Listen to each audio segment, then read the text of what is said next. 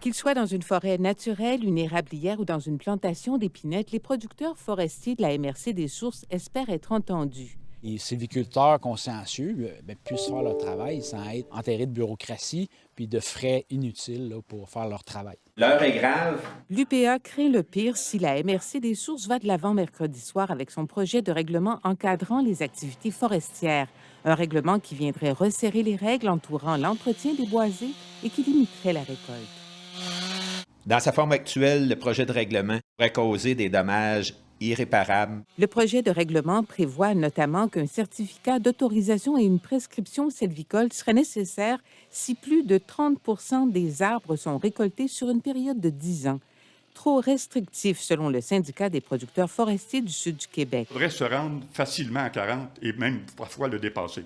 On exige qu'on puisse au moins récolter la croissance du peuplement sans demander un permis et sans déclaration obligatoire. Les nouvelles règles toucheraient particulièrement les érablières, selon les producteurs et productrices acéricoles de l'Estrie.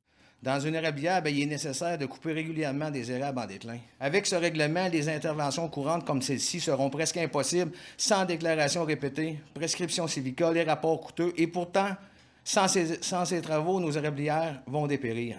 Il y a quelque chose qui cloche, là.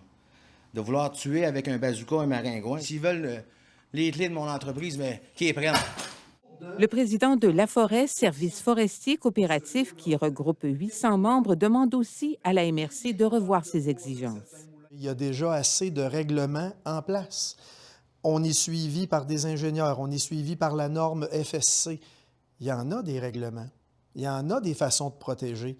Ce qu'il faut faire, c'est pas punir les gens qui font bien, c'est punir les gens qui font mal. Plus de 600 personnes ont déjà signé une pétition demandant à la MRC des Sources de retourner à la table à dessin. Sur les 7 maires de la MRC, seul celui de Saint-Camille, Philippe Pagé, appuie pour le moment les producteurs forestiers. Je suis vraiment perplexe là, devant l'absence d'ouverture de la MRC face à leurs demandes. Je ne comprends pas pourquoi on se dirige vers une confrontation. Ici Guylaine Charette, Radio-Canada, à Saint-Camille.